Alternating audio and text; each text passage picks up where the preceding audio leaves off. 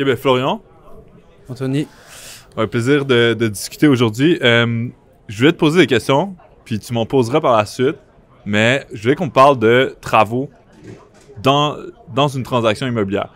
Dans l'inspection immobilière qu'on fait dans le cadre d'une vérification diligente, ouais. quel genre de travaux est-ce qu'ils sont standards à avoir? Quel genre de travaux sont pas standards? Et à qui les assumer? Et comment ça influence le prix de vente? Tu sais, c'est vraiment ça, fondamentalement, la zone à discuter dans nos transactions au quotidien. C'est souvent des gros enjeux parce que les travaux de nos jours peuvent s'accumuler à des montants assez faramineux. Donc, dans ton expérience, ça a été quoi les travaux assumés par l'acquéreur et c'est quoi les travaux assumés par le vendeur? Je pense que c'est toujours une question de négociation. Évidemment, si on est en période de vérification diligente, le prix, lui, il a déjà été défini sur l'offre. Au regard du rapport d'inspection, il y avait des travaux majeurs ou pas qui ont été décelés. Si c'est des travaux majeurs de type structural, ben c'est certain que comme c'est l'acquéreur qui va en profiter, c'est assez touché comme situation. Pour ce qui est des travaux plutôt mineurs, on va dire de l'ajustement électrique, de la plomberie, qui est à l'intérieur des locaux, ben là peut-être on va regarder les baux s'il n'y aurait pas une responsabilité qui serait rattachée au locataire pour pallier sur ces travaux de réparation qui sont présents dans le rapport d'inspection, qui sont parfois des travaux qui doivent être corrigés sans délai, donc dans l'urgence.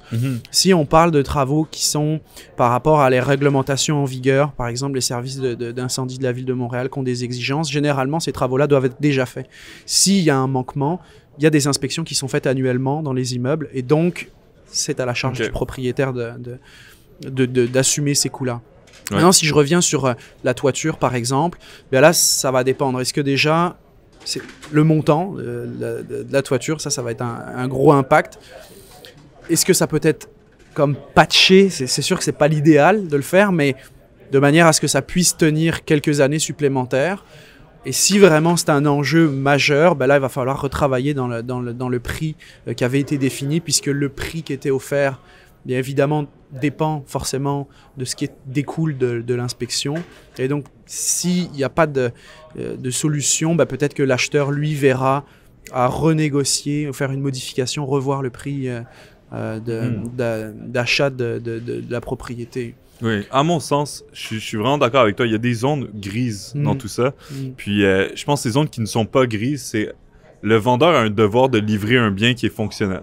Ouais. Donc, en partant, on part avec une idée que quand on analyse le bien, nous, ou un professionnel dans le domaine, il n'y a pas toujours les rapports d'inspection à disposition qui révèlent un problème majeur. Donc, on suppose que les problèmes n'existent pas. On suppose qu'un problème de fondation n'est pas présent.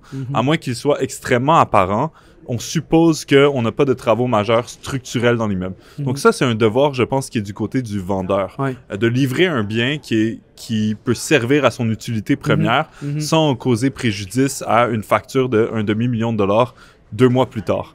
Donc, partant de ce concept, on peut catégoriser les travaux suivant une inspection en 3 segments. Travaux de type urgent, travaux moyen terme ou travaux de maintenance et travaux long terme pour amélioration de l'immeuble qui sont en vrai optionnels. Donc, dans la première catégorie, travaux urgence, j'entreprends les travaux qui sont de nature structurelle, les travaux qui risquent de causer plus de travaux à être faits. Donc, des fois, il y a des travaux urgents de toit qui sont atypiques. Des fois, il y a des vitres cassées. Des fois, il y a ce genre de travaux. Évidemment que c'est à la charge du vendeur.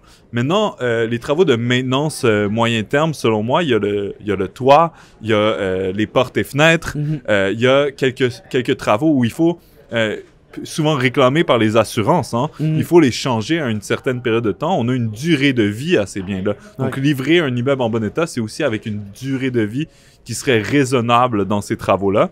Dans mon expérience sur le domaine, puis je pense mon expérience avec toi dans multiples transactions, ce qu'on a vu, c'est les acheteurs s'attendent à au moins 5 ans à peu près de durée de vie de ces choses à moyen terme. On ne s'attend pas à avoir à changer le toit demain matin. On pose quand même la question. Mais c'est pas dans nos attentes. Okay? Qu'est-ce qui se passe si mon vendeur, il me dit « Moi, je vendais mon immeuble tel qu'il est. » Tu sais? C'est souvent le ça arrive souvent. Moi, mon immeuble, il est comme ça, puis je le vends comme ça, puis le prix que j'ai mis en inscription, c'est comme il est. OK. Ben, dans 2 mois, tu vas encore le vendre comme il est, mais tu vas avoir toi-même rénové ton propre toit qui a urgence. Faudrait le faire. Faut le faire Tu pareil. vas le faire de toute façon. Donc, souvent, ce que je dis à mes vendeurs, c'est ça fait même pas partie des discussions. Parce que c'est des choses que toi-même, ça fait partie de tes coûts cette année, que tu vendes ou pas. Donc, la vente ne change pas. C'est pas une patate chaude que tu peux lancer à l'acheteur en disant « Tiens, arrange-toi avec moi qui a patché mon toit pendant 10 ans. Voici le toit tout cassé qui est à toi à t'arranger avec les grosses dépenses. » Non, ça ne fonctionne pas comme ça. Et souvent, ce que je veux dire à mes vendeurs, c'est d'essayer de prévoir le cas. Si tu sais que tu vas vendre dans 5 ans, ne complique pas la transaction. Fais ta rénovation de toit et sois plus ferme sur ton prix. L'acheteur comprend qu'il a un bien qui est en bon état, qui n'a pas besoin de rénovation et sera prêt à payer un premium par rapport à un bien de catégorie C qui a besoin d'énormément de rénovation, qui a été mal entretenu.